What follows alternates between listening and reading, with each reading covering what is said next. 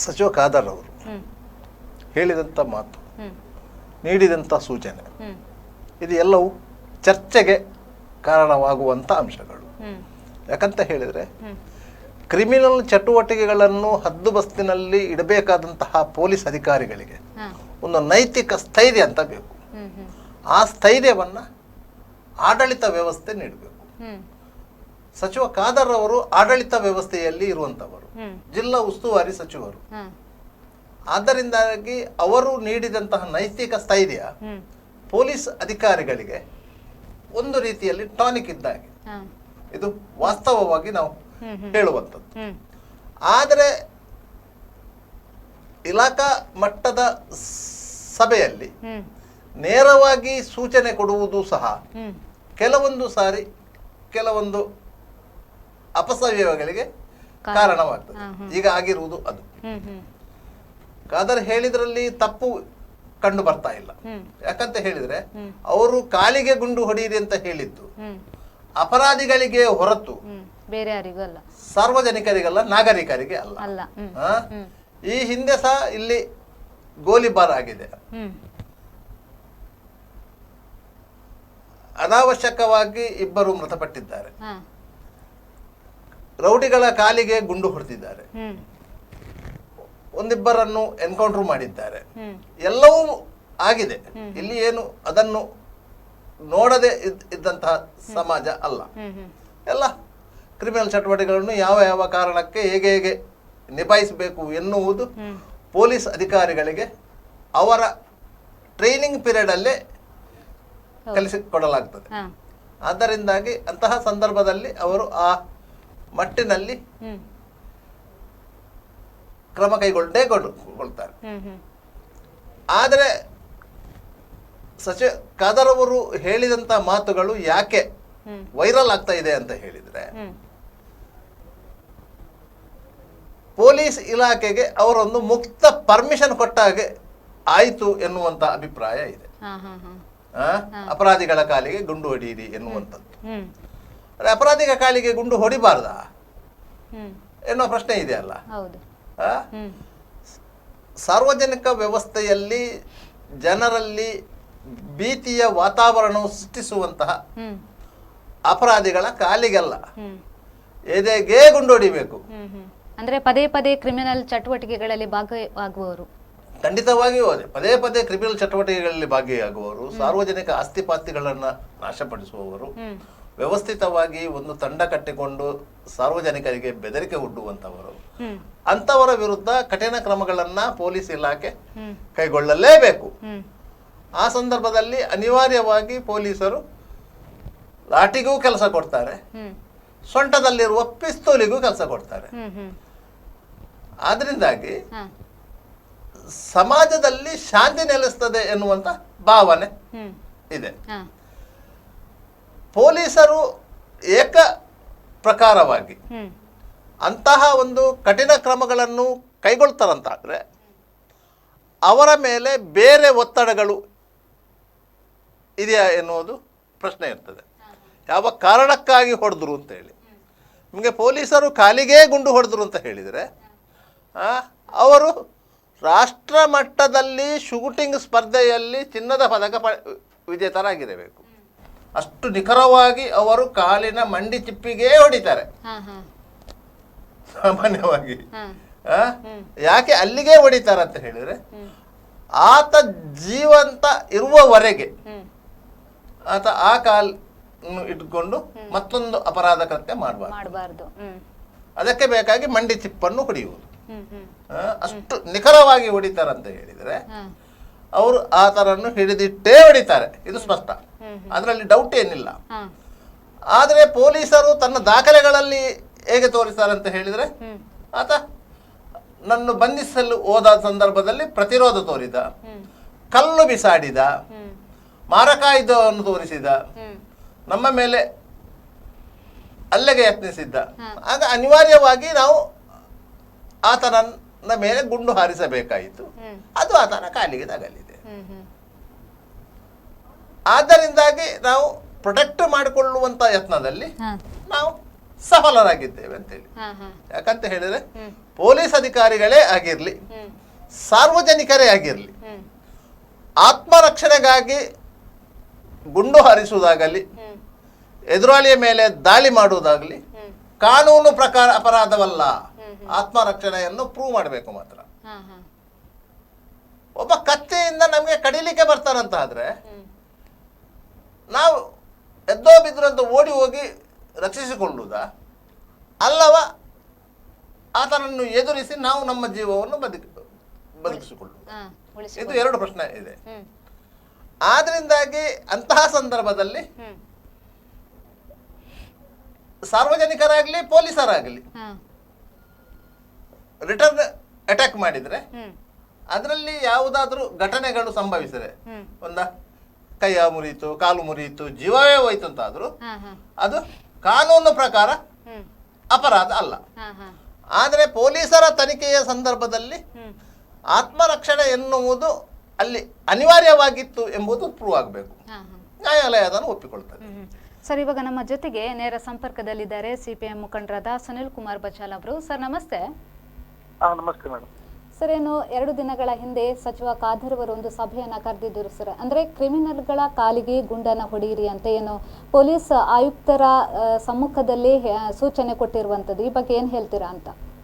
ನೋಡಿ, ಇದು ಒಂದು ರೀತಿ ನಮ್ಮ ಏನು ಉಸ್ತುವಾರಿ ಸಚಿವರು UT ಖಾದರ್ ಅವರು ಏನು ಒಂದು ಸಭೆಯಲ್ಲಿ ನಮ್ಮ ಪೊಲೀಸ್ ಅಧಿಕಾರಿ ಹೇಳಿರ್ತಕ್ಕಂಥ ಮಾತು ಇದೆಯಲ್ಲ, ಇದು ಅತ್ಯಂತ ಬೇಜವಾಬ್ದಾರಿ ಹೇಳಿಕೆ ಅಂತ ನಾವು ಹೇಳ್ತಾ ಇದ್ದೇವೆ. ಯಾಕಂತ ಹೇಳಿದ್ರೆ ಒಬ್ಬ ಜನಪ್ರತಿನಿಧಿ ಆಗಿದ್ದವರು, ಒಂದು ಸರ್ಕಾರ, ನೀವು ಶೂಟೌಟ್ ಮಾಡಿ, ನೀವು ಅವ್ರನ್ನ ಹಾಗ್ ಮಾಡಿ ಹೀಗ್ ಮಾಡಿ ಅಂತ ಹೇಳಿ ಬಹಿರಂಗವಾಗಿ ಇವರು ಹೇಳ್ತಾರಂತಾದ್ರೆ ಏನನ್ನ ತೋರಿಸ್ತದೆ? ಇದು ಬಹಳ ಮುಖ್ಯ. ಯಾಕಂದ್ರೆ ನಿಜವಾಗಿಯೂ ಕೂಡ ಖಾದರ್ ಸಾಹೇಬ್ರು ಇವತ್ತಿನ ನಮ್ಮ ಕಮಿಷನರ್ ಯಾರಿದ್ದಾರೆ, ಪೊಲೀಸ್ ಕಮಿಷನರ್, ಇವತ್ತಿನ ನಮ್ಮ ಜಿಲ್ಲಾ SP ಯಾರಿದ್ದಾರೆ, ಅವರನ್ನ ಅಪ್ರಿಶಿಯೇಟ್ ಮಾಡ್ಬೇಕಿತ್ತು. ಯಾಕಂದ್ರೆ ಯಾವುದೇ ರೀತಿಯಾದಂತಹ ಏನು ಶೂಟೌಟ್ ಮತ್ತೊಂದು ಇನ್ನೊಂದು ಯಾವ್ದು ಇಲ್ಲದೆ ಈ ಜಿಲ್ಲೆಯನ್ನ ಕಂಪ್ಲೀಟ್ ಆಗಿ ಇವತ್ತು ನಿಯಂತ್ರಣ ಮಾಡಿದ್ದಾರಲ್ಲ, ರಿಯಲಿ ಅಪ್ರಿಶಿಯೇಟ್ ಮಾಡ್ಬೇಕಿತ್ತು. ಯಾವುದೇ ರೀತಿ, ಯಾಕಂದ್ರೆ ಇವರು ತಗೊಂಡಂತಹ ನಿರ್ಧಾರಗಳು, ಇವರು ಮಾಡಿರ್ತಕ್ಕಂಥ ಕೆಲಸಗಳಿಂದ ದಕ್ಷಿಣ ಕನ್ನಡ ಜಿಲ್ಲೆಯ ಒಳಗಡೆ ಮಂಗಳೂರಿನಲ್ಲಿ ಯಾರು ಕ್ರಿಮಿನಲ್ ಆಕ್ಟಿವಿಟೀಸ್ ಮಾಡ್ತಾ ಇದ್ದಾರ, ಯಾರು 2 ನಂಬರ್ ದಂಧೆ ಮಾಡ್ತಾ ಇದ್ದಾರ, ಅವರೆಲ್ಲರೂ ಕೂಡ ಊರು ಬಿಟ್ಟು ಹೋಗಿದ್ದಾರೆ, ಓಡಿ ಹೋಗಿದ್ದಾರೆ. ಅಂತ ಸಂದರ್ಭದಲ್ಲಿ ಇವರ ಕಟ್ಟುನಿಟ್ಟಿನ ತೀರ್ಮಾನಗಳಿಂದ ಯಾವುದೇ ರೀತಿಯಾದಂತಹ ಏನು ಶೂಟೌಟ್ ಮಾಡಿ ಅದನ್ನ ಯಾವ್ದನ್ನ ಮಾಡದೆ ಇಷ್ಟೊಂದು ನಿಯಂತ್ರಣಕ್ಕೆ ತಂದಿದಾರಲ್ಲ. ಮಾತ್ರವಲ್ಲ, ಈ ಜಿಲ್ಲೆ ಒಂದು ಕಮ್ಯುನಲ್ ಸೆಂಟರ್, ಇದು ಸೂಕ್ಷ್ಮ ಪ್ರದೇಶ, ಅದನ್ನು ಸಮೇತ ಇವತ್ತು ಕೋಮು ಗಲಭೆ ಆಗ್ಲಿ ಅಥವಾ ಇವತ್ತು ಈ ರೀತಿಯ ಒಂದು ಗಲಭೆಗಳನ್ನ ಒಂದು ಮಟ್ಟ ಹಾಕಿರುವುದಿದೆ ಅಲ್ಲ, ರಿಯಲಿ ಗ್ರೇಟ್ ನಮ್ಮ ಜಿಲ್ಲಾ ಈ ಇಬ್ರು ಅಧಿಕಾರಿಗಳು. ಅದನ್ನ ಇವರು ಯಾಕೆ ಮಾತಾಡ್ತಾ ಇಲ್ಲ ಅಂದ್ರೆ, ಯಾವಾಗ ಇಲ್ಲಿ ನಿರಂತರ ಸಾಲು ಕೊಲೆಗಳು ನಮ್ಮ ಮಂಗಳೂರಿನಲ್ಲಿ ದಕ್ಷಿಣ ಕನ್ನಡ ಜಿಲ್ಲೆ ಆಗ್ತಾ ಇತ್ತಾ, ಆವಾಗ ಒಂದು ಶಬ್ದ ಮಾತಾಡ್ಲಿಲ್ಲ UT ಖಾದರ್ ಅವರು, ಮಾತಾಡ್ಲಿಲ್ಲ. ಹೋಗಿ ಇವರು ಸ್ಪೀಕರ್ ಅಂತ ಹೇಳ್ಬೋದು, ಸ್ಪೀಕರ್ ಆಗುವ ಮುಂಚೆನೂ ಕೂಡ ಆಗಿತ್ತಲ್ಲ, ಯಾಕೆ ಅಂದ್ರೆ ಇವರ ರಾಜಕೀಯ ಏನಂದ್ರೆ ದಕ್ಷಿಣ ಕನ್ನಡ ಜಿಲ್ಲೆಯಲ್ಲಿ ಕೋಮು ಗಲಭೆಗಳ ಹೆಸರಿನಲ್ಲಿ ಕೋಮು ದ್ವೇಷದಿಂದ ಜನ ಸಾಯ್ತಾ ಇರ್ಬೇಕು, ಆ ಕಡೆ ಅವರು ಲಾಭ ಮಾಡೋದು, ಈ ಕಡೆ ಇವರು ಲಾಭ ಮಾಡೋದು ಅಷ್ಟೇ. ನಂತರ ಇವರು ಅಷ್ಟು ಒಳ್ಳೆಯ ಅಧಿಕಾರಿಗಳನ್ನ ರಾಜ್ಯ ಸರ್ಕಾರ ಬಹಳ ಗಂಭೀರವಾಗಿ ತೆಗೆದುಕೊಂಡು ಪೊಲೀಸ್ ಕಮಿಷನರ್ ಅನ್ನ ಮತ್ತೆ SP ಇಲ್ಲಿ ತಂದು ಹಾಕಿದ್ರಲ್ಲ, ಆಗ್ಲೂ ಕೂಡ UT ಖಾದರ್ಗೆ ಸಮಾಧಾನ ಇರ್ಲಿಲ್ಲ. ಯಾಕಂದ್ರೆ ಇವರಿಗೆಲ್ಲ ಇಲ್ಲಿ 2 ನಂಬರ್ನ ದಂಧೆಗಳು ಬೇಡದೆಲ್ಲ ನಡ್ತಾ ಇದ್ರೇನೆ ಇವರ ರಾಜ್ಯಕ್ಕೆ ನಡೆಯುವಂತದ್ದು. ಆಗ್ಲೂ ಕೂಡ ಅಡ್ಡಕಾಲ ಹಾಕಿರುವಂತದ್ದು ಜಗಜ್ಜಾಹೀರಾಗಿದೆ.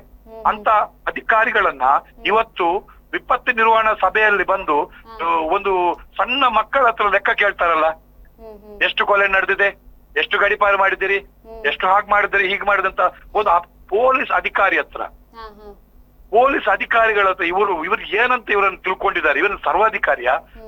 ಒಂದು ಪ್ರಜಾಪ್ರಭುತ್ವ ವ್ಯವಸ್ಥೆಯ ಒಳಗಡೆ ಜನಪ್ರತಿನಿಧಿಗಳು ಮಾತಾಡ್ತಕ್ಕಂಥ ಮಾತಿದೆ ಅಲ್ಲ, ಏನು ಇವತ್ತು ಶೋಭಾಜಿ ಮಾಡ್ತಾ ಇದ್ದಾರೆ ಇವರು, ಒಂದು ಹೀರೋಯಿಸಮ್ ಅನ್ನ ಮಾಡ್ತಾ ಇದ್ದಾರೆ, ಇವ್ರು ಭಾರಿ ಅಭಿವೃದ್ಧಿಯ ಬಗ್ಗೆ ಮಾತಾಡ್ತಾ ಇದ್ದಾರೆ. ಇಂಥವ್ರು ಮಾತಾಡುದು ಇಂಥ ಮಾತುಗಳನ್ನ, ಆದ್ರೆ ಇದು ಯಾವತ್ತೂ ಕೂಡ ಒಪ್ಪಿಗೆ ಸಾಧ್ಯತೆ ಇಲ್ಲ. ಯಾಕಂದ್ರೆ ಪೊಲೀಸ್ ಅಧಿಕಾರಿಗಳನ್ನ ಎದುರೆದುರು ಕೂರಿಸ್ಕೊಂಡು ನೀವು ಒಂದು ರೀತಿ ಹಿಂಸಾತ್ಮಕವಾಗಿ ನೀವು ಮಾಡಿ ಅಂತ ಹೇಳುವಂತದ್ದು ಇದೆಯಲ್ಲ, ಅದು ಸರಿಯಾದ ಕ್ರಮ ಅಲ್ಲ. ಆದ್ರಿಂದ ಇನ್ನಾದ್ರೂ UT ಖಾದರ್ ಅವರು, ನಮ್ಮ ಉಸ್ತುವಾರಿ ಸಚಿವರು ಕೆಲವಾರು ಒಂದು ನಿಜವಾದಂತ ಒಂದು ಕೆಲಸ ಕಾರ್ಯಗಳ ಬಗ್ಗೆ ಇನ್ನಷ್ಟು ತಿಳ್ಕೊಳ್ಳಿಕ್ಕೆ ಸಾಧ್ಯತೆ ಆಗ್ಬೇಕು. ಆದ್ರಿಂದ ನಾವು ಹೇಳುವಂತದ್ದು, ಯಾವುದೇ ಕಾರಣಕ್ಕೂ ಇವತ್ತಿನ ಏನು ಪೊಲೀಸ್ ಅಧಿಕಾರಿಗಳು ಇವ್ರಿಗೆ ಕೊಟ್ಟಿರ್ತಕ್ಕ ಇದು ನಿಜವಾಗಿ ಇವರ ಮಾತುಗಳು ಏನಾಗ್ತದೆ ಅಂದ್ರೆ, ಪೊಲೀಸ್ ಅಧಿಕಾರಿಗಳ ನೈತಿಕ ಸ್ಥೈರ್ಯವನ್ನ ಕುಗ್ಗಿಸ್ತಕ್ಕಂಥ ಕೆಲಸ ಆಗ್ತದೆ. ಇವ್ರು ಮಾಡ್ಬೇಕಾದದ್ದು ಏನಂದ್ರೆ, ಇಲ್ಲಿನ ಪೊಲೀಸ್ ಡಿಪಾರ್ಟ್ಮೆಂಟ್ ನ ಜೊತೆ ಇದ್ದುಕೊಂಡು ನೀವು ಏನು ಮಾಡ್ತಕ್ಕಂಥ ಕೆಲಸಗಳಿದೆ ಅಲ್ಲ, ಅವರು ಕಟ್ಟುನಿಟ್ಟಿನ ಕ್ರಮಗಳು, ಅಷ್ಟು ಕಟ್ಟುನಿಟ್ಟಿನ ಕ್ರಮಗಳಿಗೆ ಬೆಂಗಾವಲಾಗಿ ಉಸ್ತುವಾರಿ ಸಚಿವರು ನಿಲ್ಬೇಕೆ ಹೊರತು ಇವತ್ತು ಬಹಿರಂಗವಾಗಿ ಅವರನ್ನ ಇನ್ಸಲ್ಟ್ ಮಾಡುವಂತದ್ದು, ಅವರನ್ನ ಒಂದು ರೀತಿ ಬೇರೆ ರೀತಿಯಲ್ಲಿ ಅವರನ್ನ ಇದ್ ಮಾಡ್ತಕ್ಕಂಥದ್ದು ಸರಿ ಇಲ್ಲ. ಆದ್ರಿಂದ ಅವರು ಹೇಳಿರ್ತಕ್ಕಂಥ ಮಾತುಗಳು ಇನ್ನು ಮುಂದಕ್ಕೆ ಯಾವ ಕಾರಣಕ್ಕೂ ಕೂಡ ಪೊಲೀಸ್ ಡಿಪಾರ್ಟ್ಮೆಂಟ್ ಇದರ ಬಗ್ಗೆ ಅವರು ಆ ರೀತಿ ಇಲ್ಲ ಸಲ್ಲದ ಒಂದು ಆರೋಪಗಳನ್ನು ಮಾಡುವಂಥದ್ದು, ಇಲ್ಲ ಸಲ್ಲದ ವಿಚಾರಗಳನ್ನ ಹೇಳುವಂಥದ್ದು ಸರಿ ಇಲ್ಲ. ಅವರ ಈ ಬೇಜವಾಬ್ದಾರಿ ಹೇಳಿಕೆಯನ್ನ ದಕ್ಷಿಣ ಕನ್ನಡ ಜಿಲ್ಲೆಯ ಜನ ಅಂತ ಅದನ್ನ ತೀವ್ರವಾಗಿ ಅದನ್ನ ಖಂಡಿಸ್ತಾ ಇದ್ದಾರೆ ಅಷ್ಟೇ. ಥ್ಯಾಂಕ್ ಯು ಸರ್ ಮಾಹಿತಿಗಾಗಿ. ನೋಡಿ, ಖಾದರ್ ಅವರು ಹೇಳಿದ ಮಾತು ಸದ್ಯದ ಪರಿಸ್ಥಿತಿಯಲ್ಲಿ ಮಂಗಳೂರು ನಗರ ವ್ಯಾಪ್ತಿಯಲ್ಲಿ ಅಂದ್ರೆ ಕಮಿಷನರೇಟ್ ವ್ಯಾಪ್ತಿಯಲ್ಲಿ 16 ಪೊಲೀಸ್ ಸ್ಟೇಷನ್ಗಳು ಬರುತ್ತೆ. ಆ ವ್ಯಾಪ್ತಿಗೆ ಸೂಕ್ತವಾದದ್ದು ಅಲ್ಲ ಎನ್ನುವಂತ ಮಾತುಗಳು ಇದೆ. ಆದ್ರೆ ಕೆಲವೊಂದು ಸಂದರ್ಭಗಳಲ್ಲಿ ಕ್ರೈಮ್ಗಳು ನಡೀತದೆ, ನಡೀಲೇಬೇಕು. ಅದು ಯಾವ ಅಧಿಕಾರಿ ಇದ್ರೂ ಕ್ರೈಮ್ಗಳು ನಡೀತದೆ. ಕೆಲವೇ ದಿನಗಳ ಹಿಂದೆ ಪಣಂಬೂರಿನಲ್ಲಿ ದರೋಡೆ ಆಯಿತು. ಎಲ್ಲಿಂದಲೋ ಬರ್ತಾ ಇದ್ದ ಕಾರನ್ನು ಎಲ್ಲಿಂದಲೋ ಬಂದವರು ದರೋಡೆ ಮಾಡಿದ್ರು. ಅದು ಒಂದು ಘಟನೆ. ಆ ಘಟನೆಯನ್ನು ಪತ್ತೆ ಹಚ್ಚುವಲ್ಲಿ ಪೊಲೀಸರು ಸಫಲರಾಗಿದ್ದಾರೆ. ಆದರೆ ಅಂತಹ ಘಟನೆಗಳು ಯಾಕೆ ನಡೀತವೆ ಎನ್ನುವುದರ ಬಗ್ಗೆ ಯಾರು ಚಿಂತನೆ ನಡೆಸ್ತಾ ಇಲ್ಲ. ದಕ್ಷಿಣ ಕನ್ನಡ ಜಿಲ್ಲೆ ಇಂತಹ ಒಂದು ಚಟುವಟಿಕೆಗಳಿಗೆ ರಹದಾರಿ ಆಗ್ತದ ಎನ್ನುವಂತ ಪ್ರಶ್ನೆ ಮೂಡೇ ಮೂಡ್ತದೆ. ಅಂತಹ ಸಂದರ್ಭದಲ್ಲಿ ಪೊಲೀಸ್ ಅಧಿಕಾರಿಗಳು ಕೈಗೊಳ್ಳುವಂತಹ ಕ್ರಮಗಳು ಎಲ್ಲವೂ ಸಾರ್ವಜನಿಕರಲ್ಲಿ ಧೈರ್ಯವನ್ನು ಮೂಡಿಸಬೇಕು. ನಮ್ಮ ಬೆನ್ನ ಹಿಂದೆ ಪೊಲೀಸು ವ್ಯವಸ್ಥೆ ಇದೆ ಎನ್ನುವಂತಹ ಭಾವನೆ ಜನರಿಗೆ ಯಾವಾಗ ಮೂಡ್ತದೋ ಆ ಸಂದರ್ಭದಲ್ಲಿ ಜನರಲ್ಲಿ ಆತ್ಮವಿಶ್ವಾಸ ಹೆಚ್ಚುತ್ತದೆ. ಸರ್, ಇವಾಗ ಏನು ಸಚಿವರ ಈ ಹೇಳಿಕೆ ಮಂಗಳೂರಿನಲ್ಲಿ ಅಪರಾಧಿಗಳಿಗೆ ಅಂತ ಭಯ ಹುಟ್ಟಿಸಿದಂತೆ ಹಾಕಿಲ್ವಾ ಅಂತ? ಅಪರಾಧಿಗಳಿಗೆ ಭಯ ಹುಟ್ಟಿಸಿದ್ದು ಈ ಇಬ್ಬರು ಅಧಿಕಾರಿಗಳು, ಅಂದ್ರೆ ಸುಧೀರ್ ಕುಮಾರ್ ರೆಡ್ಡಿ ಮತ್ತು ಅರುಣ್ ಅವರು ಇಲ್ಲಿ ಪೊಲೀಸ್ ಇಲಾಖೆಯ ಮುಖ್ಯಸ್ಥರಾಗಿ ನೇಮಕೊಂಡ ದಿನದಿಂದಲೇ ಆ ಭಯ ಹುಟ್ಟಿದೆ. ಯಾಕಂತ ಹೇಳಿದ್ರೆ ರಿವಾಲ್ವರ್ ಲಾಠಿ ಕೆಲಸ ಮಾಡುವುದಕ್ಕಿಂತ ಜಾಸ್ತಿಯಾಗಿ ಅವರ ಪೆನ್ನು ಕೆಲಸ ಮಾಡಿದೆ. ಎಷ್ಟು ಮಂದಿ ಅಪರಾಧಿಗಳನ್ನು ಅವರು ಸರಿದಾರಿಗೆ ತರಲು ಪ್ರಯತ್ನಿಸಿದ್ದಾರೆ ಅಂತ ಹೇಳಿದ್ರೆ ಕೇವಲ ಕಾನೂನು ಕ್ರಮದ ಮೂಲಕವೇ ಅವರನ್ನು ಬಗ್ಗುಬಡಿದಿದ್ದಾರೆ. ಆದ್ದರಿಂದಾಗಿ ಇಲ್ಲಿ ಕ್ರಿಮಿನಲ್ ಚಟುವಟಿಕೆಗಳು ನಿಯಂತ್ರಣದಲ್ಲಿ ಇರುವಂತದ್ದು. ಹಾಗಂತೇಳಿ ಘಟನೆಗಳು ಸಂಭವಿಸುವುದಿಲ್ಲ ಅಂತಲ್ಲ, ಘಟನೆಗಳು ಸಂಭವಿಸ್ತದೆ, ಅನಿವಾರ್ಯ ಸಂದರ್ಭಗಳಲ್ಲಿ ಘಟನೆಗಳು ಸಂಭವಿಸ್ತದೆ. ಆದ್ರೂ ನಿಯಂತ್ರಣದಲ್ಲಿದೆ. ಒಂದು ಘಟನೆ ಸಂಭವಿಸಿದಕ್ಕಿಂತ ಮೊದಲೇ ಪೊಲೀಸರಿಗೆ ಮಾಹಿತಿ ಬಂದು ಆ ಘಟನೆಯನ್ನು ತಪ್ಪಿಸಲಿಕ್ಕೆ ಸಾಧ್ಯ ಆದರೆ ಅದು ನಿಜವಾದ ಪೊಲೀಸಿಂಗ್. ಘಟನೆ ನಡೆದ ಮೇಲೆ ಅದರಲ್ಲಿ ಅಪರಾಧಿಗಳನ್ನು ಪತ್ತೆ ಹಚ್ಚಿ ಕೋರ್ಟಿಗೆ ಪ್ರೊಡ್ಯೂಸ್ ಮಾಡಿ ಅವರ ಮೇಲೆ ಕಾನೂನು ಕ್ರಮ ಎಲ್ಲ ಕೈಗೊಳ್ಳುವುದು ಅದು ಸೆಕೆಂಡರಿ. ಮೊದಲ ಆದ್ಯತೆ ನೀವು ಕ್ರೈಮ್ ಅನ್ನು ಕಂಟ್ರೋಲ್ ಮಾಡುವುದು ಆಗಿರಬೇಕು. ಕಮಿಷನರೇಟ್ ವ್ಯಾಪ್ತಿಯಲ್ಲಿ ಆಗಲಿ ದಕ್ಷಿಣ ಕನ್ನಡ ಜಿಲ್ಲಾ ವ್ಯಾಪ್ತಿಯಲ್ಲಾಗಲಿ ಅಂತಹ ಒಂದು ಪ್ರಯತ್ನಗಳು ಪೊಲೀಸ್ ಇಲಾಖೆಯಿಂದ ನಡೀತಾ ಇದೆ. ಯಾವುದೇ ಒಂದು ಚಿಕ್ಕ ಮಾಹಿತಿ ಬಂದರೂ ಸಹ ಪೊಲೀಸ್ ಅಧಿಕಾರಿಗಳು ಅಲರ್ಟ್ ಆಗ್ತಾರೆ. ಯಾಕಂತ ಹೇಳಿದ್ರೆ ಅವರನ್ನು ಕಂಟ್ರೋಲ್ ಮಾಡುವಂತ ಹಿರಿಯ ಅಧಿಕಾರಿಗಳು ಆ ಸೂಕ್ಷ್ಮತೆಯನ್ನು ಅರಿತುಕೊಂಡಿರ್ತಾರೆ. ಅವರಿಗೆ ಮಾಹಿತಿ ತಿಳಿತದೆ, ಇಮಿಡಿಯೇಟ್ ಆಗಿ ಸ್ಪಾಟಿಗೆ ಹೋಗ್ತಾರೆ, ಘಟನೆಯನ್ನ ತಪ್ಪಿಸಲಿಕ್ಕೆ ಪ್ರಯತ್ನ ಪಡ್ತಾರೆ. ನೀವು FIR ಮಾಡುವುದು, ಆರೋಪಿಗಳನ್ನು ಬಂಧಿಸುವುದು, ಇದು ಎಲ್ಲವೂ ಸಹ ಅದರಿಂದ ತಪ್ಪಿ ಹೋದಂತಾಗತ್ತೆ. ಒಟ್ಟಾರೆಯಾಗಿ ಶಾಂತಿ ನೆಲೆಸುತ್ತದೆ. ಈಗ ದಕ್ಷಿಣ ಕನ್ನಡ ಜಿಲ್ಲೆಯಲ್ಲಿ ಶಾಂತಿ ನೆಲೆಸಲಿಕ್ಕೆ ಮುಖ್ಯ ಕಾರಣ ಅದು. ಒಂದು ಪೊಲೀಸ್ ಠಾಣೆ ವ್ಯಾಪ್ತಿಯಲ್ಲಿ ಎಷ್ಟು ಮಂದಿ ಕ್ರಿಮಿನಲ್ ಆಕ್ಟಿವಿಟೀಸ್ಗಳನ್ನ ನಡೆಸುವವರು ಇದ್ದಾರೆ ಎನ್ನುವ ಲಿಸ್ಟ್ ಪೊಲೀಸರಲ್ಲಿ ಇದ್ದೇ ಇರ್ತದೆ. ಪ್ರತಿ ಗ್ರಾಮದಲ್ಲಿ ಬೀಟ್ ವ್ಯವಸ್ಥೆ ಇದೆ. ಆ ಗ್ರಾಮದ ಬೀಟ್ ವ್ಯವಸ್ಥೆಯ ಪೊಲೀಸ್ ಸಿಬ್ಬಂದಿ ನಿಖರವಾದ ಮಾಹಿತಿಗಳನ್ನು ಪಡೆದು ತನ್ನ ಹಿರಿಯ ಅಧಿಕಾರಿಗಳಿಗೆ ಒಪ್ಪಿಸಿ ತನ್ಮೂಲಕ ಆ ಕ್ರಿಮಿನಲ್ಗಳ ಮೇಲೆ ನಿಗಾ ಇಡುವಂತ ವ್ಯವಸ್ಥೆ ಇದೆಯಲ್ಲ, ಅದು ಸಹಜವಾಗಿಯೇ ಶಾಂತಿಯ ವಾತಾವರಣವನ್ನು ಸೃಷ್ಟಿ ಮಾಡ್ತದೆ. ಈಗ ನಡೀತಿರುವುದು ಇದು ಒರಿಜಿನಲ್ ಪೊಲೀಸಿಂಗ್ ಅಂತ ಹೇಳುವುದು ಇದಕ್ಕೆ. ಇಲ್ಲದ್ರೆ ರಸ್ತೆ ಮೇಲೆ ನಿಂತುಕೊಂಡು ಫೈರಿಂಗ್ ಮಾಡುವುದು, ಲಾಠಿ ಎತ್ತಿಕೊಂಡು ಶೋಭಾಜಿ ಮಾಡುವುದು, ಇದು ಎಲ್ಲವೂ ಸಿಂಗಂ ಶೈಲಿ ಅಂತ ಹೇಳ್ತೇವಲ್ಲ, ಅದು ಸಾರ್ವಜನಿಕರಲ್ಲಿ ಭಯ ಹುಟ್ಟಿಸ್ತದೆ ಹೊರತು ಸಾರ್ವಜನಿಕರಲ್ಲಿ ವಿಶ್ವಾಸವನ್ನು ಹುಟ್ಟಿಸುವುದಿಲ್ಲ. ಪೊಲೀಸ್ ಇಲಾಖೆ ಅಂತ ಹೇಳಿದ್ರೆ ಸಾರ್ವಜನಿಕರಲ್ಲಿ ವಿಶ್ವಾಸವನ್ನು ಹುಟ್ಟಿಸಬೇಕು. ಈಗ ಆಗಿರುವುದು ಅದು. ಪೊಲೀಸರಲ್ಲಿ ವಿಶ್ವಾಸವನ್ನ ಹುಟ್ಟಿಸುವಂತ ಕೆಲಸವನ್ನ ಮಾಡಿದ್ದಾರೆ. ಅದು ಈ ಇಬ್ಬರು ಅಧಿಕಾರಿಗಳ ಸಾಧನೆ. ಇದಕ್ಕೆ ನಾವು ಅವರನ್ನ ಅಪ್ರಿಶಿಯೇಟ್ ಮಾಡ್ತಾ ಇರುವುದು. ಅವರು ಸಾರ್ವಜನಿಕವಾಗಿ ಹೆಚ್ಚು ಬೆರೆಯುವುದಿಲ್ಲ ಒಂದು. ಆದರೂ ಸಹ ಅವರು ಯಾವ ಯಾವ ಸಂದರ್ಭದಲ್ಲಿ ಸಾರ್ವಜನಿಕರಿಗೆ ತಿಳಿ ಹೇಳಬೇಕು, ಯಾವ ಯಾವ ಸಂದರ್ಭದಲ್ಲಿ ಸಾರ್ವಜನಿಕರಿಗೆ ಯಾವ ಮೆಸೇಜ್ ಮುಟ್ಟಿಸಬೇಕು, ಅದನ್ನು ಕಾಲ ಕಾಲಕ್ಕೆ ಮುಟ್ಟಿಸ್ತಾ ಹೋಗ್ತಾರೆ. ಪರಿಣಾಮವಾಗಿ ಒಟ್ಟಾರೆಯಾಗಿ ಇಲ್ಲಿ ಶಾಂತಿ ಸುವ್ಯವಸ್ಥೆ ನೆಲೆಸಿದೆ. ಕಾನೂನು ಶಿಸ್ತು ತಹಬಂದಿಯಲ್ಲಿ ಇದೆ. ಇದು ಮುಂದುವರಿಯಬೇಕು. ಹಾಗಂತ ಹೇಳಿ ಸಚಿವರು ಸೂಚನೆ ನೀಡಿದ್ರು ಅಂತ ಹೇಳಿ ನಾಳೆ ಅವರು ರಸ್ತೆಗೆ ಇಳಿದು ಯಾರಿಗಾದ್ರೂ ಗುಂಡೊಡಿಲಿಕ್ಕೆ ಹೋಗುದಿಲ್ಲ. ಯಾಕಂದ್ರೆ ಅದರ ಪರಿಣಾಮವನ್ನು ಅವರೇ ಎದುರಿಸಬೇಕು. ಸಚಿವರು ಬರುವುದಿಲ್ಲ ಅದರ ಪರಿಣಾಮವನ್ನು ಎದುರಿಸಲಿಕ್ಕೆ. ಒಬ್ಬ ಅಪರಾಧಿಯ ಕಾಲಿಗೆ ಗುಂಡು ಹೊಡೆಯುವುದಾಗಲಿ, ಅಪರಾಧಿಯ ಎದೆಗೆ ಗುಂಡು ಹೊಡೆಯುವುದಾಗಲಿ ಅಷ್ಟೊಂದು ಸುಲಭ ಅಲ್ಲ. ಈ ದೇಶದಲ್ಲಿ ಕಾನೂನು ಇದೆ, ಸಂವಿಧಾನ ಇದೆ, ಎಲ್ಲವೂ ಇದೆ. ಒಬ್ಬ ಅಪರಾಧಿ ಶಿಕ್ಷೆಗೊಳಪಟ್ಟು ಆತನಿಗೆ ಗಲ್ಲು ಶಿಕ್ಷೆಯನ್ನು ಘೋಷಣೆ ಮಾಡಿದರೂ ಸಹ ಆ ಶಿಕ್ಷೆಯನ್ನು ಜಾರಿ ಮಾಡಲಿಕ್ಕೆ ಕೆಲವೊಂದು ಅವಕಾಶಗಳಿವೆ. ಅಂತಿಮವಾಗಿ ಆತ ಬದುಕಲಿಕ್ಕೆ ಅರ್ಹ ಅಲ್ಲ ಎನ್ನುವುದು ತೀರ್ಮಾನ ಆದ ಮೇಲೆ ಆತನನ್ನು ಗಲ್ಲುಗೆ ಏರಿಸುವುದು, ಅಂತಹ ದೊಡ್ಡ ಅಪರಾಧಿ ಆದರು. ಆದ್ದರಿಂದಾಗಿ ನ್ಯಾಯಾಲಯವೇ ಗಲ್ಲು ಶಿಕ್ಷೆ ಕೊಟ್ಟಂತಹ ಅಪರಾಧಿಯನ್ನು ಗಲ್ಲುಗೆ ಏರಿಸಲಿಕ್ಕೆ ಅಷ್ಟೊಂದು ನೀತಿ ನಿಯಮಗಳು ಇರುವಾಗ ಏಕಾಏಕಿ ಒಬ್ಬ ಅಪರಾಧಿಯನ್ನ ಗುಂಡು ಹೊಡೆದು ಕೊಲ್ಲುವುದು ಅಷ್ಟು ಸುಲಭ ಅಲ್ಲ. ಅದು ಒಂದು ವೇಳೆ ಎನ್ಕೌಂಟರೇ ಮಾಡಿದ್ರು ಅಂತ ಇಟ್ಕೊಳ್ಳಿ. ಇದಕ್ಕಿಂತ ಮೊದಲು ಹಲವು ಎನ್ಕೌಂಟರ್ಗಳು ಇಲ್ಲಿ ಆಗಿದೆ. ಆಗ್ಲಿಲ್ಲ ಅಂತ ಏನಿಲ್ಲ, ಜಿಲ್ಲೆಯಲ್ಲಿ ಹಲವು ಎನ್ಕೌಂಟರ್ಗಳಾಗಿದೆ. ಆ ಸಂದರ್ಭದಲ್ಲಿ ಎನ್ಕೌಂಟರ್ ಮಾಡಿದಂತ ಅಧಿಕಾರಿ ಎದುರಿಸಿದಂತಹ ಕಾನೂನು ಸಂಕಷ್ಟಗಳನ್ನು ಎನಿಸಿಕೊಂಡರೆ ಯಾವುದೇ ಅಧಿಕಾರಿ ಕೈಯಲ್ಲಿ ಲಾಠಿ ಹಿಡಿಲಿಕ್ಕಿಲ್ಲ, ಕೈಯಲ್ಲಿ ರಿವಾಲ್ವರ್ ಹಿಡಿಲಿಕ್ಕಿಲ್ಲ. ಅಷ್ಟು ಕಾನೂನಿನ ಸಂಕಷ್ಟಗಳು ಎದುರಾಗ್ತದೆ. ಯಾವ ಸಂದರ್ಭದಲ್ಲಿ ಜೈಲಿಗೆ ಹೋಗಬೇಕು ಎನ್ನುವಂತ ಪರಿಸ್ಥಿತಿ ನಿರ್ಮಾಣ ಆಗುತ್ತೆ. ಅಂತಹ ಸಂದರ್ಭದಲ್ಲಿ ಪೊಲೀಸ್ ಅಧಿಕಾರಿಗಳು, ಹಿರಿಯ ಅಧಿಕಾರಿಗಳು ಅವರ ಸಹಾಯಕ್ಕೆ ನಿಲ್ತಾರೆ, ಅವರು ರಕ್ಷಣೆಯನ್ನ ಪಡೀತಾರೆ.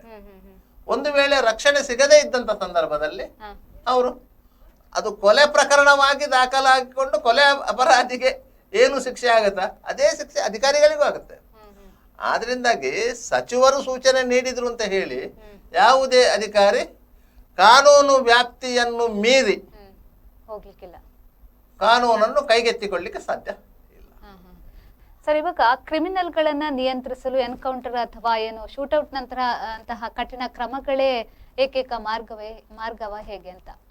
ಖಂಡಿತವಾಗಿಯೂ ಹೌದು. ಯಾಕಂತ ಹೇಳಿದ್ರೆ ಕ್ರಿಮಿನಲ್ ಚಟುವಟಿಕೆಗಳನ್ನು ನೀವು ನಿಯಂತ್ರಿಸಬೇಕು ಅಂತಾದ್ರೆ ಅಪರಾಧಿಗಳಿಗೆ ಭಯ ಹುಟ್ಟಿಸುವಂತಹ ಮಾರ್ಗವನ್ನ ಪೊಲೀಸ್ ಇಲಾಖೆ ಕೈಗೊಳ್ಳಬೇಕು. ಒಂದು ಪ್ರಕರಣದಲ್ಲಿ ಜೈಲಿಗೆ ಹೋಗಿ ವಾಪಸ್ ಬಂದರೆ ಆತನಿಗೆ ಒಂದು ಆತ್ಮವಿಶ್ವಾಸ ಇರ್ತದೆ. ಯಾಕಂತ ಹೇಳಿದ್ರೆ ಹೊರಗೆ ಎಂತಹ ಸಿಚುವೇಶನ್ ಇದೆಯಾ, ವಾತಾವರಣ ಇದೆಯಾ, ಜೈಲಿನ ಒಳಗೆ ಇರುವಂಥ ವಾತಾವರಣ ಬೇರೆ. ಆ ವಾತಾವರಣಕ್ಕೆ ಆತ ಹೊಂದಿಕೊಂಡರೆ ಅಲ್ಲಿಂದ ಹೊರಗೆ ಬಂದ ಮೇಲೆ ಅವನ ಮನಸ್ಸಿನ ಮೇಲೆ ಅದೇ ವಾತಾವರಣ ಪರಿಣಾಮ ಬೀರ್ತದೆ. ಆಗ ಆತ ಮತ್ತೊಂದು ಕ್ರಿಮಿನಲ್ ಕೃತ್ಯಗಳಿಗೆ ಮುಂದಾಗ್ತಾನೆ. ಅಂತಹ ಸಂದರ್ಭದಲ್ಲಿ ಸಮಾಜದಲ್ಲಿ ಅಶಾಂತಿ ಸೃಷ್ಟಿಯಾಗ್ತದೆ. ಅಂತಹ ಕಾಲಘಟ್ಟದಲ್ಲಿ ಪೊಲೀಸರಿಗಿರುವ ಏಕೈಕ ಮಾರ್ಗ ಅಂತ ಹೇಳಿದ್ರೆ ಅಪರಾಧಿಗಳ ಮನೋಸ್ಥಿತಿಯನ್ನ ಚಲನಗೊಳಿಸುವಂಥದ್ದು. ಯಾಕೆ ಮಾಡಬೇಕು ಅಂತ ಹೇಳಿದ್ರೆ ಆ ಕಾರಣಕ್ಕಾಗಿ ಮಾಡಬೇಕು. ಪೊಲೀಸರ ಏಟುಗಳನ್ನು ತಿಂದು ಅರಗಿಸಿಕೊಂಡಂತಹ ಕೈದಿಗಳಿದ್ದಾರೆ. ಆದ್ರೆ ಗುಂಡು ಹೊಡಿತಾರಂತ ಅದ ಕೂಡಲೇ ನಿಮ್ಗೆ ಗೊತ್ತಿರ್ತದಲ್ಲ, ಜೀವವೇ ಹೋಗ್ತದೆ ಅಂತ ಹೇಳಿ. ಪೊಲೀಸರ ಬಗ್ಗೆ ಅಪರಾಧಿಗಳಿಗೆ ಇರುವಂತ ಏಕೈಕ ಧೈರ್ಯ ಏನು ಅಂತ ಹೇಳಿದ್ರೆ ಪೊಲೀಸರು ದೈಹಿಕವಾಗಿ ಹಿಂಸೆ ಕೊಡ್ತಾರೆ, ಆದ್ರೆ ಜೀವ ತೆಗೆಯುವುದಿಲ್ಲ ಅಂತ ಹೇಳಿ. ಯಾವಾಗ ಪೊಲೀಸರು ಜೀವ ತೆಗಿತಾರೆ ಅಂತ ಆಗ್ತದ ಆಗ ಸಹಜವಾಗಿ ಹೆದರಿಕೆ ಹುಟ್ಟುತ್ತದೆ. ಯಾವನೇ ಒಬ್ಬ ಅಪರಾಧಿ ನಾನು ಯಾರಿಗೂ ಹೆದರುವುದಿಲ್ಲ ಅಂತ ಹೇಳಿದ್ರು ಸಹ ಕಾಕಿ ಡ್ರೆಸ್ಸಿಗೆ ಹೆದರ್ತಾನೆ. ಅದು ಪೊಲೀಸು ಆಗಿರ್ಬೋದು, ಅಂಚಪಾಲಕನ ಡ್ರೆಸ್ಸು ಆಗಿರ್ಬೋದು. ಹೆದರುವುದೇ ಆ ಡ್ರೆಸ್ಸಿಗೆ. ಯಾಕಂತ ಹೇಳಿದ್ರೆ ಪೊಲೀಸರಿಗೆ ಇರುವಂತಹ ಅಧಿಕಾರ, ಕಾನೂನಿನ ಬಲ ಎಲ್ಲವೂ ಆತನನ್ನ ನಿರ್ವೀರ್ಯನಾಗಿ ಮಾಡ್ತದೆ.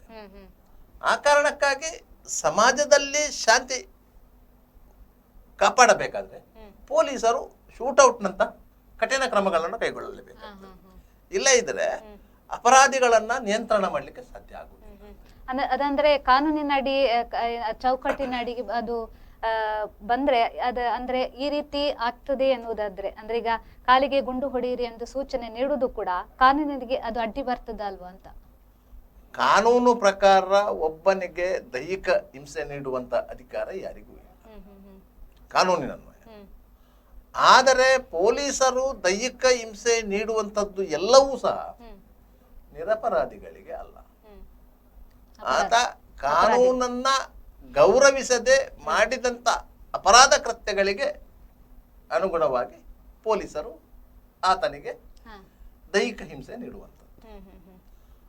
ಕಾನೂನಿನ ಪ್ರಕಾರ ಅದು ತಪ್ಪೇ.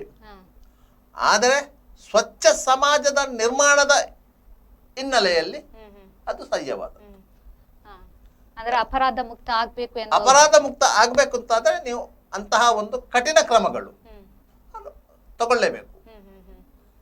ಈಗ ಮಂಗಳೂರಲ್ಲಿ ಯಾವುದೇ ರೀತಿಯ ರೌಡಿಸಂ ಚಟುವಟಿಕೆಗಳು ಇಲ್ಲ, ಒಬ್ಬನಿಗೆ ಬೆದರಿಕೆ ಒಡ್ಡುವಂತ ಚಟುವಟಿಕೆಗಳು ಇಲ್ಲ, ಸಾರ್ವಜನಿಕವಾಗಿ ಭಯಭೀತ ವಾತಾವರಣ ಇಲ್ಲ.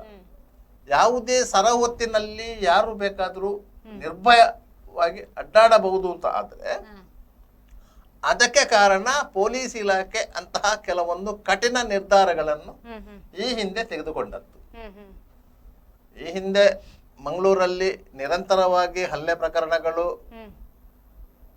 ಕೊಲೆಯತ್ನ ಪ್ರಕರಣಗಳು, ಕೊಲೆ ಪ್ರಕರಣವನ್ನು ನಡೀತಿದ್ದಂತಹ ಸಂದರ್ಭದಲ್ಲಿ ಹಾಡು ಹಗಲೇ ಕತ್ತಿ ಜಲಪಿಸುವಂತಹ ಕೃತ್ಯಗಳು ನಡೆದಾಗ ಪೊಲೀಸ್ ಇಲಾಖೆ ಒಂದು ತೀರ್ಮಾನ ಕೈಗೊಂಡು ರೌಡಿ ನಿಗ್ರಹ ದಳವನ್ನು ಸ್ಥಾಪನೆ ಮಾಡಿತ್ತು. ಜೈನ್ ಪಿ ಶೆಟ್ಟಿ ಅವರ ನೇತೃತ್ವ ಆ ರೌಡಿ ನಿಗ್ರಹ ದಳ ಅಷ್ಟೂ ರೌಡಿಗಳನ್ನು ಸದೆಬಡಿಯಿತು. ಯಾರ್ಯಾರು ಹೆಸರು ಕದರು ಎಲ್ಲವನ್ನು ಇಟ್ಟುಕೊಂಡಿದ್ರು ಅಂತವರೆಲ್ಲರೂ ಇಲಿಗಳ ರೀತಿಯಲ್ಲಿ ಬೀಳ ಸೇರಿಕೊಂಡಿದ್ದರು. ಸಚಿವ ಖಾದರ್ ಅವರು ಹೇಳಿದ್ರಲ್ಲ, ನನ್ನ ಮನೆ ಎದುರಲ್ಲಿ ಬಂದು ಹೆಂಡತಿ ತಾಯಿ ಮದುವೆ ಆಗುವವರೆಲ್ಲರೂ ಬಂದು ಪ್ರಾಣಭಿಕ್ಷೆ ಕೇಳ್ತಾ ಇದ್ರು ಅಂತ ಹೇಳಿ. ಇದು ಸತ್ಯವೂ ಹೌದು. ಸಮಾಜದಲ್ಲಿ ದೊಡ್ಡ ಮಟ್ಟದಲ್ಲಿ ಹೆಸರು ಮಾಡಿದಂತಹ ರೌಡಿಗಳೇ ಪತರಗುಟ್ಟಿ ಹೋಗಿದ್ರು. ಯಾವಾಗ ಆಂಟಿ ರೌಡಿ ಸ್ಕ್ವಾಡ್ ಮನೆಗೆ ನುಗ್ತದೆ, ಹೇಳ್ಕೊಂಡು ಹೋಗ್ತದೆ, ಗುಂಡು ಹೊಡಿತದೆ ಎನ್ನುವುದು ಅವರಿಗೆ ಅರಿವಿಗೆ ಬರ್ತಾ ಇರಲಿಲ್ಲ. ಅಂತಹ ಸಂದರ್ಭದಲ್ಲಿ ಅವರೆಲ್ಲರೂ ಹೋಗಿ ಪ್ರಾಣ ಭಿಕ್ಷೆ ಕೇಳಿದ್ದು UT ಖಾದರ್ ಅಂತ ರಾಜಕಾರಣಿಗಳ ಬಳಿಯಲ್ಲಿ ಅವರು ಹೇಳಿದ್ದೇನು ಸುಳ್ಳಲ್ಲ, ಇದು ಸತ್ಯ. ಸರ್, ಇವಾಗ ನಮ್ಮ ಜೊತೆಗೆ ನೇರ ಸಂಪರ್ಕದಲ್ಲಿದ್ದಾರೆ ನಾಗರಿಕ ಒಕ್ಕೂಟ ಮಂಗಳೂರು ಇದರ ಅಧ್ಯಕ್ಷರಾದಂತಹ GK ಭಟ್ ಅವರು. ಸರ್ ನಮಸ್ತೆ. ಹೇಳಿ. ಸರ್, ಕ್ರಿಮಿನಲ್ಗಳ ಕಾಲಿಗೆ ಗುಂಡು ಹೊಡೆಯಿರಿ ಅಂತ ಏನು ಸಚಿವ ಖಾದರ್ ಅವರು ಹೇಳಿರುವಂತ ಮಾತಿನ ಬಗ್ಗೆ ಪರ ವಿರೋಧದ ಚರ್ಚೆಗಳು ಕೂಡ ನಡೀತಾ ಇದೆ ಸರ್. ಈ ಬಗ್ಗೆ ನೀವೇ ಏನ್ ಹೇಳ್ತೀರಾ ಅಂತ? ಏನಿಲ್ಲ, ಅದು ಖಾದರ್ ಹೇಳಿದ್ದು ಸರಿಯಾಗಿದೆ, ಅವ್ರಿಗೆ ತಪ್ಪಿದೆ. ಅದು ಈ ತರ ಕ್ರಿಮಿನಲ್ ಮಾಡಿದವನು ಎನ್ಕೌಂಟರ್ ಮಾಡ್ಬೇಕಂತ ಅವ್ರು ಹೇಳ್ಬೇಕಿತ್ತು. ಬಟ್ ಆ ತರ ಹೇಳಿದ್ರೆ ಪ್ರಾಬ್ಲಮ್ ಆಗ್ತದೆ ಅಂತೇಳಿ ಅವ್ರು ಆ ತರ ಗೂಢಾರ್ಥದಲ್ಲಿ ಹೇಳಿದ್ದು. ನೋಡಿ, ಯಾವಾಗ್ಲೂ ನೀವು ಸೌದಿ ಅರೇಬಿಯಾದಲ್ಲಿ ಗಲ್ಫ್ ಕಂಟ್ರೀಸ್ ಅಲ್ಲೆಲ್ಲ ಈ ತರ ಕೊಲೆ ಸುಲಿಗೆಗಳೆಲ್ಲ ಕಮ್ಮಿ. ಯಾಕೆಂದ್ರೆ ಅಲ್ಲಿ ಇಮಿಡಿಯೇಟ್ ಆಗಿ ಅದಕ್ಕೆ ಕಣ್ಣೇನು ಕೊಲೆ ಮಾಡಿದ್ರೆ ಕವನನ್ನು ತೆಗೆಯುವುದು, ಕಣ್ಣು ತೆಗೆದ್ರೆ ಕಣ್ಣು ತೆಗೆಯುವುದು, ಹಾಗೆ ಶಿಕ್ಷೆ ಆ ತರ ಇದೆ ಸೌದಿ ಅರೇಬಿಯಾ ಮತ್ತು ಗಲ್ಫ್ ಕಂಟ್ರೀಸ್ ಅಲ್ಲಿ. ಹಾಗಾಗಿ ಅಲ್ಲಿ ಇದು ಇದೆ. ಭಾರತದಲ್ಲಿ ಏನಾಗ್ತದೆ, ಬ್ರಿಟಿಷರ ಕಾನೂನು ತನ್ನದ್ದು 10 ನಿರಪರಾಧಿಗೆ ಶಿಕ್ಷೆ ಆಗದಿದ್ರು ಪರವಾಗಿಲ್ಲ, ಒಬ್ಬರಿಗೆ ಮಾತ್ರ ಶಿಕ್ಷೆ ಆಗ್ಬೇಕಂತ ಬ್ರಿಟಿಷರು ತಂದ ಕಾನೂನಿಂದಾಗಿ ಇದು ಸಮಸ್ಯೆ ಆಗಿದೆ. ಹಾಗೆ ಮತ್ತೆ ಇದು ಉಂಟಲ್ಲ, ಏನು ಇವರು ಖಾದರ್ ಹೇಳಿದಾರಲ್ಲ, ಅದು ಕರೆಕ್ಟ್ ಆಗಿದೆ. ಬಟ್ ಅದನ್ನು ಮುಂಚೆ ಮಾಡ್ಬೇಕಿತ್ತು. ಒಂದು 10 ವರ್ಷ ಹಿಂದೆ ಮಾರ್ಗನ್ ಗೇಟ್ ಅಲ್ಲಿ ಒಂದು ಎನ್ಕೌಂಟರ್ ಆಯ್ತು. ಇವ್ರಿಗೆ ಮೋಹನ್ ಬಾಳಂಗಡಿ ಅವರಿಗೆ ಗೊತ್ತಿರ್ಬೋದು, 12 ವರ್ಷ. ಎನ್ಕೌಂಟರ್ ಆದ ಮೇಲೆ ಇಲ್ಲಿ ಕಂಪ್ಲೀಟ್ ಒಮ್ಮೆ ಇಡೀ ರೌಡಿಗಳ ಅಟ್ಟಹಾಸ ಎಲ್ಲ ನಿಂತೋಗಿತ್ತು. ಇದೇ ತರ ಈಗ ಈ ಕೊಲೆ ಸುಲಿಗೆ ಆಗುವಾಗ ತಕ್ಷಣ ಒಂದು 2 ಜನ ಎನ್ಕೌಂಟರ್ ಮಾಡಿದ್ರೆ ದಕ್ಷಿಣ ಕನ್ನಡ ಜಿಲ್ಲೆ ಕಂಟ್ರೋಲ್ ಅಲ್ಲಿ ಬರ್ತದೆ. ನಾನು ಹೊಗಳುದಲ್ಲ, UP-ಯಲ್ಲಿ ಏನು ಯೋಗಿ ಮಾಡಿದಾರಲ್ಲ ಅದೇ ಕಾನೂನು ಇಲ್ಲಿ ತರಬೇಕಿತ್ತು. ಥ್ಯಾಂಕ್ ಯು ಸರ್ ಮಾಹಿತಿಗಾಗಿ.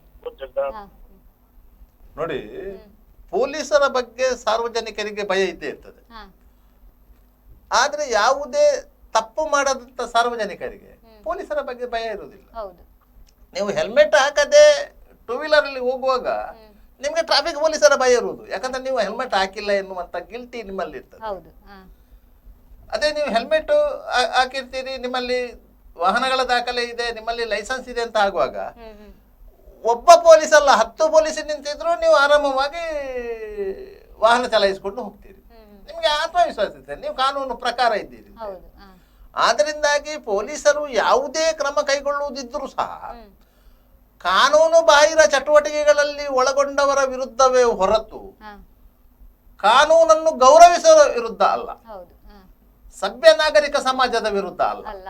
ಆದ್ದರಿಂದಾಗಿ ಖಾದರ್ ಅವರ ಸೂಚನೆಯನ್ನು ನಾವು ಏನೇ ಹೇಳಿದ್ರು ಸಹ ಅದು ಸರಿಯಾಗೇ ಇದೆ. ಎಲ್ಲರ ಅಭಿಪ್ರಾಯವೂ ಅದೇ. ಯಾಕಂತ ಹೇಳಿದ್ರೆ ಭಯ ಮಿಶ್ರಿತ ಸಮಾಜ ಒಳ್ಳೇದಲ್ಲ. ಭಯ ಮುಕ್ತ ಸಮಾಜ ಸೃಷ್ಟಿಯಾಗಬೇಕು.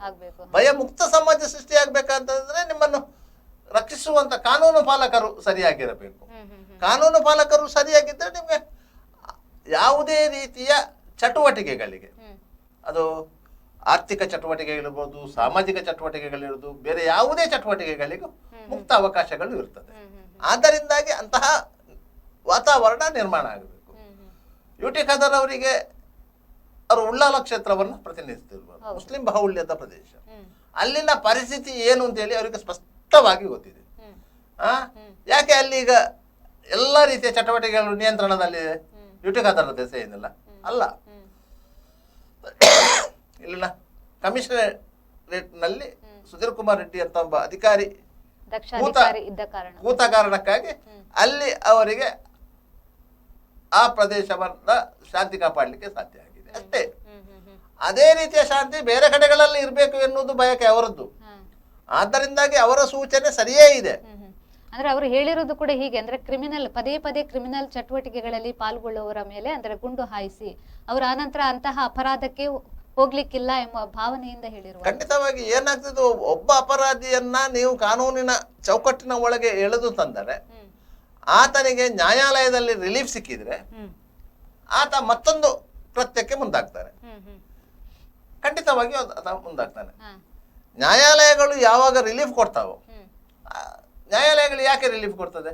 ಕೆಲವೊಂದು ತಾಂತ್ರಿಕ ಕಾರಣಗಳಿರ್ತವೆ. ಆ ತಾಂತ್ರಿಕ ಕಾರಣಗಳಿಂದಾಗಿ ರಿಲೀಫ್ ಸಿಕ್ಕಿದಾಗ ಆತನಿಗೆ ಉತ್ಸಾಹ ಹುಮ್ಮಸ್ಸು ಹೆಚ್ಚಾಗತ್ತೆ. ಆ ಉತ್ಸಾಹ ಹುಮ್ಮಸ್ಸು ಹೆಚ್ಚಾದಾಗ ತೊಂದರೆ ಆಗುವುದು ಸಭ್ಯ ನಾಗರಿಕರಿಗೆ. ಅಂತ ಸಂದರ್ಭದಲ್ಲಿ ಪೊಲೀಸರು ವ್ಯತಿರಿಕ್ತವಾಗಿ ಕಾನೂನಿನಲ್ಲಿ ಅವಕಾಶ ಇಲ್ಲದಿದ್ದರೂ ಸಹ ಅದನ್ನು ಬಳಸಿದರೆ ಸಹಜವಾಗಿಯೇ ಪೊಲೀಸರ ಬಗ್ಗೆ ಒಂದು ಭೀತಿ ಸೃಷ್ಟಿಯಾಗ್ತದೆ. ಸರ್, ಇವಾಗ ನಮ್ಮ ಜೊತೆಗೆ ನೇರ ಸಂಪರ್ಕದಲ್ಲಿದ್ದಾರೆ ಕಾಂಗ್ರೆಸ್ ಮುಖಂಡರಾದ MG ಹೆಗಡೆ ಅವರು. ಸರ್ ನಮಸ್ತೆ. ಸರ್ ನಮಸ್ತೆ, ಧ್ವನಿ ಕೇಳಿಸ್ತಿದ್ಯಾ? ಕರೆಯನ್ನು ಕಟ್ಟಾಗಿದೆ ಅಂತ. ಹಾಗೆ ನಾವು ಕಳೆದ 30-35 ವರ್ಷಗಳಿಂದ ಈ ಜಿಲ್ಲೆಯ ಕಾನೂನು ಸುವ್ಯವಸ್ಥೆಯ ಬಗ್ಗೆ ಗಮನಿಸಿಕೊಂಡು ಬಂದವರು. ಎಂತೆಂಥ ಅಧಿಕಾರಿಗಳು ಇಲ್ಲಿ ಸರ್ವಿಸ್ ಮಾಡಿದ್ದಾರೆ. ಅಂತ ಅಧಿಕಾರಿಗಳ ಕೈ ಕೆಳಗೆಯೇ ಕೆಲವೊಂದು ಅನಪೇಕ್ಷಿತ ಘಟನೆಗಳೂ ನಡೆದಿದೆ. ಆದ್ರೆ ಅದನ್ನೆಲ್ಲ ಬಗ್ಗು ಬಡಿಯಲಾಗಿತ್ತು. ಇಲ್ಲಿ ಎನ್ಕೌಂಟರ್ ಆಗಿದೆ, ಗುಂಡು ಹಾರಾಟ ಮಾಡಲಾಗಿದೆ, ಎಲ್ಲವೂ ಮಾಡಿದ್ದಾರೆ. ಆದ್ರೂ ಕಾನೂನು ಮತ್ತು ಶಿಸ್ತು ವ್ಯವಸ್ಥೆ ಹದಗೆಟ್ಟು ಹೋಗುವಂತ ಪರಿಸ್ಥಿತಿ ನಿರ್ಮಾಣ ಆಗಿದೆ. ಅದಕ್ಕೆ ಕಾರಣ ಏನಂತ ಹೇಳಿದ್ರೆ ಇಲ್ಲಿನ ಪೊಲೀಸು ವ್ಯವಸ್ಥೆ. ಎಂತ ಭ್ರಷ್ಟಾಧಿಕಾರಿಯೇ ಆಗಿದ್ದರೂ ಸಹ ಕಾನೂನು ಮತ್ತು ಶಿಸ್ತು ಕಾಪಾಡುವಲ್ಲಿ ಕೆಲವರು ನಿಖರವಾದ ತೀರ್ಮಾನವನ್ನು ಕೈಗೊಂಡದ್ದಿದೆ. ಭ್ರಷ್ಟಾಧಿಕಾರಿ ಯಾವುದೇ ಅಲ್ಲ ಅಂತ ನಾವು ಹೇಳೋದಲ್ಲ. ಆದರೂ ಅಂತಹ ಸಂದರ್ಭದಲ್ಲಿ ಗಂಡಸ್ಥಾನ ತೋರಿಸಿದಂತ ಅಧಿಕಾರಿಗಳು ಇದ್ರು. ಆದ್ರಿಂದಾಗಿ ನಾವು ಹೇಳುವುದು ಇಂತಹ ಸಂದರ್ಭದಲ್ಲಿ, ಯಾಕಂತ ಹೇಳಿದ್ರೆ ಕಳೆದ 1 ವರ್ಷದಿಂದ ಮಂಗಳೂರು ನಗರ ಶಾಂತವಾಗಿದೆ. ಹಾಗಂತೇಳಿ ಅದಕ್ಕಿಂತ ಮೊದಲು ಅಶಾಂತಿ ಇತ್ತಂತಲ್ಲ. ಸಣ್ಣ ಪುಟ್ಟ ಘಟನೆಗಳು ಪ್ರತಿ ಸಾರಿಯೂ ನಡೀತಾ ಇದೆ. ಅದರಲ್ಲಿ ಅದನ್ನು ನಿಮಗೆ ನಿಯಂತ್ರಣ ಮಾಡಲಿಕ್ಕೆ ಸಾಧ್ಯವೇ ಆಗುವುದಿಲ್ಲ. ಆದ್ರೂ ಕ್ರೈಮ್ ರೇಟ್ ಇನ್ಕ್ರೀಸ್ ಆಗಲಿಲ್ಲ, ಕಡಿಮೆ ಆಗಿದೆ, ನಿಯಂತ್ರಣಕ್ಕೆ ಬಂದಿದೆ. ಸಾರ್ವಜನಿಕರಲ್ಲಿ ಒಂದು ಆತ್ಮವಿಶ್ವಾಸ ಮೂಡಿದೆ. ಆದ್ರಿಂದಾಗಿ ಅದು ಇನ್ನಷ್ಟು ಇದೇ ರೀತಿ ಮುಂದುವರಿಬೇಕಾದ್ರೆ ಇಂತಹ ಕೆಲವೊಂದು ಕಠಿಣ ಕ್ರಮಗಳು. ಹೌದು, ಇವಾಗ ಜಿಲ್ಲೆಯನ್ನ ಡ್ರಗ್ಸ್ ಮುಕ್ತ ಮಾಡಲು ಕೂಡ ಹೊರಟಿರುವಂತದ್ದು, ಜಿಲ್ಲೆಯನ್ನು ಡ್ರಗ್ಸ್ ಮುಕ್ತ ಮಾಡಲು ಹೊರಟಿರುವಂತಹ ಕ್ರಮ ಇದೆ ಅಲ್ಲ, ಅದನ್ನು ನಮ್ಗೆ ಇಮ್ಯಾಜಿನ್ ಮಾಡ್ಲಿಕ್ಕೆ ಸಾಧ್ಯ ಆಗುದಿಲ್ಲ. ಸಾಮಾನ್ಯವಾಗಿ ನಿಮ್ಗೆ ಅದು ಗೊತ್ತಾಗಲ್ಲ ಸಾರ್ವಜನಿಕವಾಗಿ. ಅಂದ್ರೆ ಅದರಿಂದಲೇ ಕೆಲವೆಲ್ಲ ಕ್ರಿಮಿನಲ್ ಚಟುವಟಿಕೆಗಳು ಖಂಡಿತವಾಗಿಯೂ ಹೌದು. ಡ್ರಗ್ಸ್ ಗೆ ಬಲಿಯಾದಂತವರೇ ಇಂತಹ ಕ್ರಿಮಿನಲ್ ಚಟುವಟಿಕೆಗಳು ಹೆಚ್ಚಾಗಿರುವಂತದ್ದು. ಅದನ್ನು ನಿಯಂತ್ರಣ ಮಾಡಲು ಪೊಲೀಸರು ಕೈಗೊಂಡಿರುವಂತಹ ಕೆಲವು ಕ್ರಮಗಳು ಸಾರ್ವಜನಿಕರ ಅರಿವಿಗೆ ಬರುವುದಿಲ್ಲ. ಅದು ನಿರಂತರವಾದ ಪ್ರಕ್ರಿಯೆಗಳು. ಇದೇ ಮಂಗಳೂರಿನ 7ನೇ JMFC ನ್ಯಾಯಾಲಯದ ಬಾಗಿಲಿಗೆ ನೀವು ಬೆಳಿಗ್ಗೆ ಒಂದು 11 ಗಂಟೆಗೆ ಹೋದರೆ ಕನಿಷ್ಠ ಪಕ್ಷ 200ರಿಂದ 300 ಯುವಕರು ಇರ್ತಾರೆ. ಅವರಿಗೆ ಅವತ್ತು ಕೇಸ್ ಇರ್ತದೆ. ಇದು ಪ್ರತಿದಿನ, ವಾರದ 6 ದಿನಗಳಲ್ಲೂ ಸಹ ಅವರು ಕೋರ್ಟಿಗೆ ಬರ್ತಾರೆ. ಯಾಕಂದ್ರೆ ಒಬ್ಬರೇ ಬರುವುದಲ್ಲ, ಒಂದು ದಿವಸ ಒಂದು ಬ್ಯಾಚ್ ಬರ್ತದೆ, ಮರು ದಿವಸ ಮತ್ತೊಂದು ಬ್ಯಾಚ್ ಬರ್ತದೆ. ಹಾಗಾದ್ರೆ ಎಷ್ಟು ಮಂದಿಯ ಮೇಲೆ ಪೊಲೀಸರು ಕೇಸ್ ಹಾಕಿರ್ಬೋದು, ಎಷ್ಟು ಮಂದಿಯನ್ನು ಮಾದಕ ವಸ್ತು ಜಾಲದಿಂದ ಹೊರಗೆ ತಂದಿರ್ಬೋದು. ಅದರಲ್ಲಿ 3 ಮಾದರಿಯ ಕೇಸುಗಳನ್ನ ಹಾಕ್ತಾರೆ. ಒಂದು ಸೇವನೆ ಮಾಡಿದವರು, ಮತ್ತೊಂದು ಅವರಿಗೆ ಕೊಟ್ಟವರು, ಮತ್ತೊಂದು ಕೊಟ್ಟವರಿಗೆ ತಲುಪಿಸಿದವರು, ಪೆಡ್ಲರ್ಗಳು. ಈ ರೀತಿಯ 3 ಕೇಸುಗಳು ಇದ್ದವರು ಇದ್ದಾರೆ. ದಿವಸಕ್ಕೆ 200-300 ಮಂದಿಗೆ ಒಂದು ನ್ಯಾಯಾಲಯದ ಬಾಗಿಲಲ್ಲಿ ನಿಲ್ತಾರಂತ ಆದ್ರೆ ಈ ಪೊಲೀಸರ ಕೆಲಸ ಎಷ್ಟಿರ್ಬೇಕು. ಆದ್ದರಿಂದಾಗಿ ಡ್ರಗ್ಸ್ ಮುಕ್ತ ಮಂಗಳೂರು ಖಂಡಿತವಾಗಿಯೂ ಆಗ್ತದೆ. ಇನ್ನೂ 1 ವರ್ಷ ಬೇಕು. ಯಾಕಂದ್ರೆ ಅದರ ಕೊಂಡಿಗಳೆಲ್ಲ ಕತ್ತರಿಸಿಕೊಂಡು ಬರಬೇಕು. ಯಾಕಂದ್ರೆ ಅದು ಹೆಮ್ಮರದು.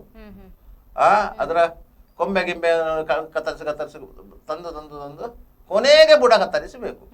ಬುಡದ ಹತ್ತಿರಕ್ಕೆ ಬರಲಿಲ್ಲ, ಇವರು ಕಾಂಡದ ಹತ್ತಿರದಲ್ಲಿ ಇದ್ದಾರೆ ಸದ್ಯಕ್ಕೆ. ಸರ್, ಇವಾಗ ನಮ್ಮ ಜೊತೆಗೆ ನೇರ ಸಂಪರ್ಕದಲ್ಲಿದ್ದಾರೆ ಬಿಜೆಪಿ ಮುಖಂಡರಾದಂತಹ ನಂದನ್ ಮಲ್ಯ ಅವರು. ಸರ್, ನಮಸ್ತೆ. ನಮಸ್ತೆ. ನಮಸ್ತೆ ಸರ್, ಏನು ಕ್ರಿಮಿನಲ್ಗಳ ಕಾಲಿಗೆ ಏನು ಗುಂಡು ಹೊಡೆಯಿರಿ ಅಂತ ಏನು ಸಚಿವ ಖಾದರ್ ಅವರು 2 ದಿನದ ಹಿಂದೆ ನಡೆದಂತ ಒಂದು ಸಭೆಯಲ್ಲಿ ಪೊಲೀಸ್ ಅಧಿಕಾರಿಗಳಿಗೆ ಸೂಚಿಸಿರುವಂತದ್ದು. ಸರ್, ಈ ಬಗ್ಗೆ ಏನು ಹೇಳ್ತೀರಾ ಅಂತ? ಮೇಡಮ್, ಖಾದರ್ ಅವರು ಸ್ವತಃ ಒಂದು ಕಾನೂನು ಪದವೀಧರರು.